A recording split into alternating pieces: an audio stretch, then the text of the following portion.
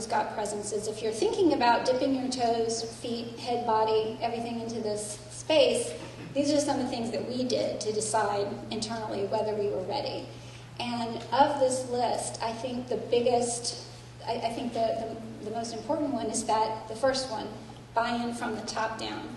We were really fortunate, again, because we had staff already who were in this space, who knew it, who could go to our vice presidents and CEOs and say, we really need to be here.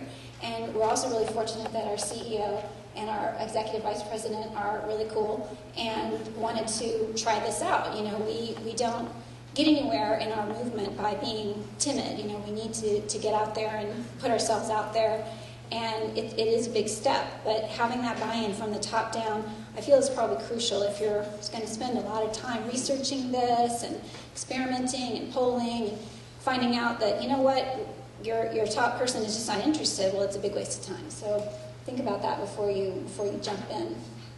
And then I think probably the second point is getting over that fear of losing control of your message and that people are talking about you. They're talking about you anyway. So if you can just accept that and also remember that, as Scott said, there are, we call them evangelicals out there, people who love you, just love you, and are talking about you anyway. That's a great thing.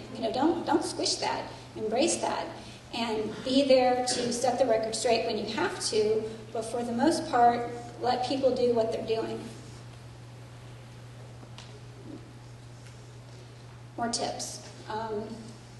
I think of this, again, the one thing is to involve the staff who are already savvy in this space and are comfortable with it. It's not hard to learn. I mean, the reason why Facebook is so successful is because it's so darn easy and so intuitive, and it just makes sense. I mean, the guys who built that are really to be commended because it's very easy to pick up. But at the same time, it's easier to have people who already like to do it, as opposed to assigning someone who's never touched it before and has to take time out of their day to do it. So that was a good learning curve for us.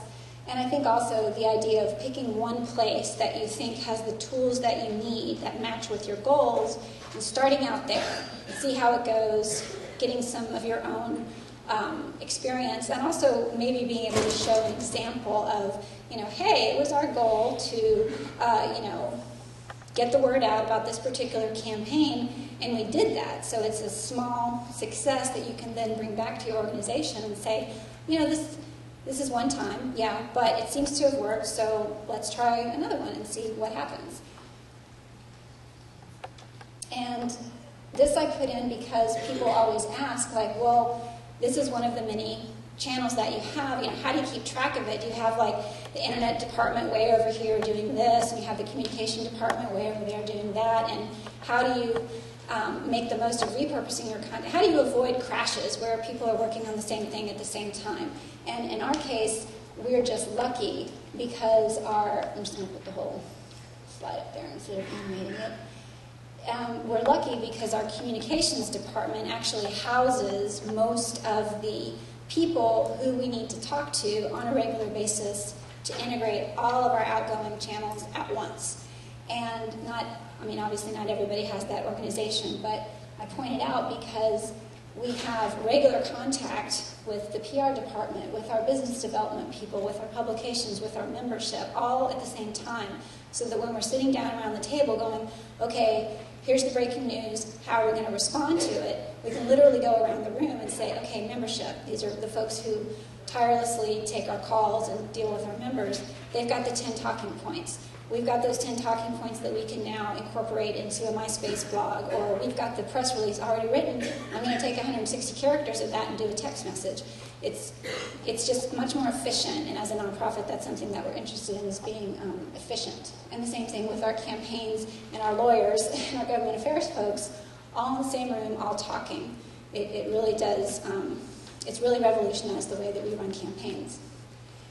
And then, again, this is just all housed under one big house we call External Affairs, and we actually have daily meetings. They only last 9 minutes, unless you have something really important, then maybe they'll go to 16, but it's just a daily way to touch base, to make sure that everybody's on the same page.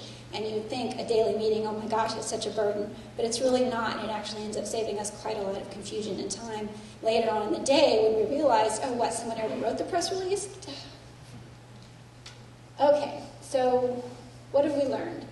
3 basic points. We really like social networking. We think we're doing a pretty good job at it. We want to do more of it. But we still have to acknowledge that email is still our big driver. You know, we're not going to forget that. We're not going to forego all the work that we've already put into it. We're going to try and make it so that they help each other.